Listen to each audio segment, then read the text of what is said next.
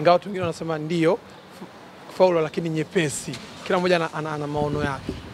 Kwa marefa wengi ambao unajua mimi baada ya ile kwa imetokea nimejaribu kutafuta rafiki zangu marefa including kuna refa mmoja kutoka Azerbaijan, kuna refa mmoja ni mstaafu yuko Wales. Nimezungumza na marefa kama 6 na marefa wengine wa Afrika wachache ambao fahamiana, jamani vipi tunaonaje? Unajua inabidi usikilize wale ambao ni wataalamu kwamba unaonaje, una vipi hapa, unajifunza nini. Na zaidi mimi nimeangalia wale wastaafu ambao okay, baadhi yao ni kama wasema wanaitwa referee assessors ambao wanaweza kuassess vitu, lakini including hata kazi kwa hapa Tanzania pia kazi na yeye nilimpigia simu. Ukiangalia 90% wanazungumza kitu kinachofanana. Wanasema hivi kwamba ile ni faulu. Hicho ndio kitu cha kwanza lazima tukubali. Ile ni faulu. Karibu ya refa ni mtumio video ambaye ni unajua akishakuwa assessor maana yake tayari yeye kazi yake kuwa simamia waamuzi. Anasema bwana ile ni faulu. Lakini haikuwa faulu ya yellow card. Kwa nini? Wanasema wanaangalia intention ya mchezaji ilikuwa ni nini. Unaona kabisa alikuwa anataka kuwahi mpira kwenda kuutako, lakini speed ya huyu na mpira ulivyokuwa unakwenda akakuta mpira umeshapita akamgonga mchezaji. Hakukusudia kumfanyia faulu ya makusudi, mfano angeenda kumkanyaga mguu kwa nyuma, hakufanya hivyo. Lakini cha pili wanasema ile ni finali. Kwa referee yoyote kwenye kitu cha sheria wakati mwingine huwa kuna ile hali ya kufikiria referee kwamba finali red card hii hakuna maumivu yale kwamba huyu amemuumiza mtu kamkanyaga kwa nyuma au kamkanyaga teke tumboni. Hiyo unaweza kusema sikuwa na namna kwamba unaangalia kilichotakiwa pale ni filimbi foul. Anamuita mchezaji, anamuonya kwa kosa alilo lifanya. Ndio kilitakiwa kifanyike kitu hicho. Lakini inaonekana muamuzi hakufanya hivyo na kama vile alikuwa anatafuta kadi ya pili ya njano. Na utaona ukifuatilia mechi utaona kuna wakati mwingine kuna kiungo wa Berkane ambaye alikuwa na yellow card alifanya kosa pia kwa kucheza foul, lakini maamuzi lakini unaiangalia foul nyingine wakati alidondoshwa Mutale, mpira ulivyogeuka alivyoenda kudondosha mchezaji wa Berkane, Simba alikuwa ameshaanza kulalamika kwenye bench kwamba ile ni foul. Alivuguswa kidogo ile mchezaji akadondoka, refa akapuliza filimbi. Walipoanza kuhoji alikwenda straight kwenye benchi la Simba, alipaswa kuonya, akaenda kutoa kadi. Kwa hiyo ilikuwa kama vile ni mwamuzi ambaye alikuwa ameshajiandaa kufanya jambo fulani kama anamishi. Sasa hiyo ndio umeangalia watu wote wanamlaumu mwamuzi kwamba alikuwa amefanya vile, lakini hata wewe ufikiria kwa alichokuwa anakifanya mwamuzi katika hali ya kawaida, hata asiyejua mpira anaona kwamba kulikuwa kuna shida. Na hii kafu pia na wenyewe wanapaswa kuiangalia sana kwamba ni jambo ambalo sio zuri na haipendezi finali kawa ina double standard ya level ya watu wengine wafanye wanavyotaka wao. Na wengine wadhulumiwe kwa sababu ya labda udogo wao kwa maana ya hawana kiongozi kafu au kadhalika. Tukitengeneza fairness na kufanya mambo yetu yaende vizuri zaidi ili kuendelea kukuza mpira wa Afrika.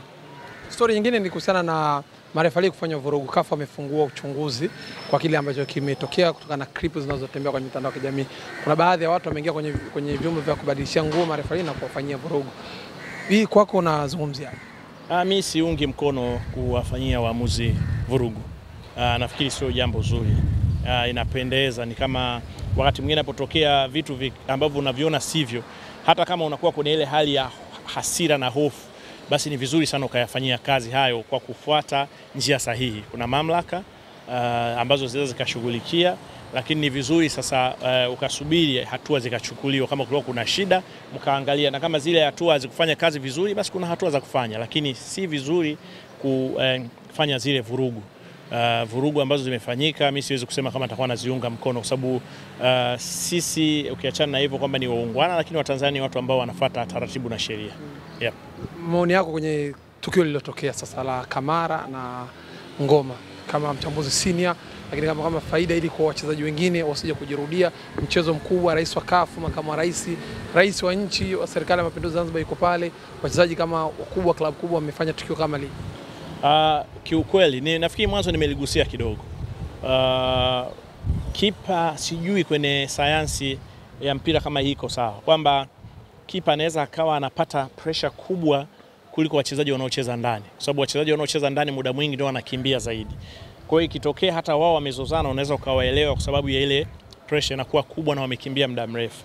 Lakini kumuona kipa anarudi vile tena akimjibu mchezaji senior kwake yeye kwa kiasi kile, inafikiri sio jambo zuri. Na ndio maana mwanzo nikasema haraka haraka kwa Simba kuna wachezaji tayari wameshaanza kuhisi ni wakubwa kuliko klabu. Na mimi nilikuwa nafikiri Kamara angeweza kujifunza kwa Manula. Manula sio kipa mbaya, lakini angeweza kujifunza mambo mengi yaliyopitia Manula, na hapo Simba naye akaweza kubadilika. Sababu mimi nimezungumzia makosa yake toka mwanzo. Siridhishwi, nimekuwa nikiona makosa yake yanafanana sana. Sababu kwanza hata kumuona kipa timu ikiwa inacheza finali anataka kuchukua ubingwa, unapigwa mpira, yeye anajaribu kumpiga mchezaji kanzu, mpira ambao alikuwa na uweza kuuchukua mkononi, halafu akaanzisha mashambulizi ili aweze kushambulia na kujaribu kupambana kupata ambacho kinaweza kuwasaidia kubadilisha matokeo. Mimi niliona ajabu sana. Baada ya kanzu akainua ule mpira akaanza kupiga danadana. Unajua ingekuwa mtu ndo ametokea pale, angeweza kuhisi Kamara ni kipa wa Berkane, akijaribu kupoteza muda ili Berkane waweze kutoka na matokeo ambayo tayari uko umeshayapata. Sasa nani anamcontrol Kamara? Kamara tayari sasa hivi ameshakuwa superstar. Nafikiri ni kipa wa pili kwa clean sheet kwenye hii michuano. Nafikiri ni kipa wa kwanza, nafikiri au wa pili mwenye saves nyingi, si ndio? Sasa nani anaweza kumcontrol tena? Lazima kuwa kuna level ya kwenye klabu ya watu ambao wanaweza kuzungumza na mchezaji yoyote ambaye wanamuona kwamba sasa anaanza kutoka kwenye mstari. Kwa hali ilivyo sasa hivi Kamara anaanza kutoka kwenye mstari, na Simba wanapaswa kumwambia ukweli. Hawapaswi kumuogopa, kwa sababu end of the day Simba ni kubwa kuliko wachezaji wote ilionao. Ukubwa anaopata Kamara sasa hivi ni kwa sababu yuko Simba. Kule alipotokea hakuwa na ukubwa huu wote tunajua. Kwa hiyo ni vizuri sana wakaangalia hiyo na kumweleza ukweli, lakini kama watakaa pembeni wakaoneana aibu na ile hofu ya kusimuuzi kama ambavyo huyu kitinda mimba wetu simuuzi, sawa, itakuwa kila siku athari zinatokea na mambo yanayofanana yanatokea na ataendelea kuwaumiza hivi kila wakati. Joshua Mutale Budo hakuanza vizuri lakini amemaliza vizuri. Amefunga bao zuri kwenye mchezo wa finali, lakini pia amefanikiwa kuwa man of the match wa mchezo wa finali. Mimi unajua sipendi sana kumzungumzia Mutale kwa sababu nilikuja hapa nikamzungumzia Mutale nafikiri kwa mtu wa kwanza kabisa. Nikawaeleza ubora wa Mutale. Nikawaeleza jinsi nilivyomuona kwenye mazoezi ya Simba wakati kijiandaa kuja kuanza msimu mpya. Nikawaeleza namna nilivyoona Fadru na timu yake walivyo na changes kubwa na professionalism yao ilivyo juu katika kuanza kuisuka Simba mpya. Lakini end of the day Mutale nafikiri kwenye mambo ya football akawa sio kwenye kiwango bora. Watu wote wakabadilika, wakaanza kuona kama niliwaambia kitu cha uongo. Sasa kila kitu anachorudia watu sasa hivi kuhusu Mutale mimi nilishakizungumza. Kwa mimi mtu mfano kama umeniuliza hivi na kuambia tu kumbuka niliyoyasema baada ya kurejea kuhusiana na Mutale. He's a good player, lakini sometimes kama watu kuna siku mbaya na kuna siku nzuri. Huenda siku mbaya zake zimepita, sasa anaanza kuingia kwenye siku nzuri. Kama akizidumisha